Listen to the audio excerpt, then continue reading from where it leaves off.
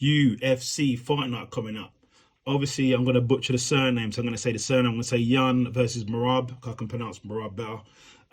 At UFC Paradise, Nevada, at the Theatre Hotel. Well, the Theatre at Virgin Hotels on the 11th of March. In the main event, you've obviously got Peter Yan. Peter Yan is the #2 ranked bantamweight, as it says here today. Obviously, his record is 16-4. 1 by disqualification, 3 by decision. His last 4 fights has not been like the best of his last 4 fights. He also really closely contested, controversial, some people say, split decision to Sean O'Malley. And before that, he actually lost another split decision to Aljamain Sterling. That fight I did give to Aljamain Sterling, though. Before that, he beat Corey Sandhagen, and before that, he lost to Aljamain Sterling due to the illegal knee. Then we got Merab. Merab is #3 ranked bantamweight.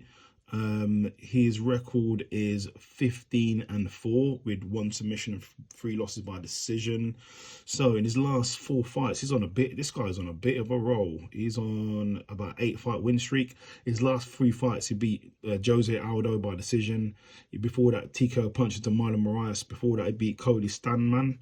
And before that, he beat John Dobson. John Dobson's a really good fighter as well. So yeah, this guy's in a roll. My prediction is I like both fighters. I like Merab.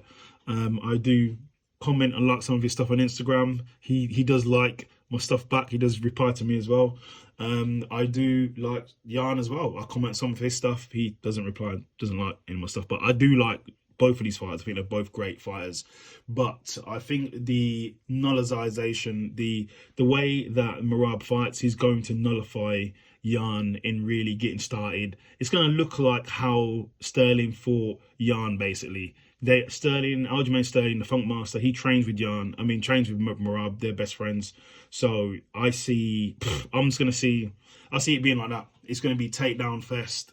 It's going to be nullify fest. He's going to basically stop Yan from getting off and just holding. It's going to be a sort of a wrestle fest for Yan. Yan better have his wrestling boots on, singlet on, headpiece on, ready to go. He's going to be wrestling a hell of a lot.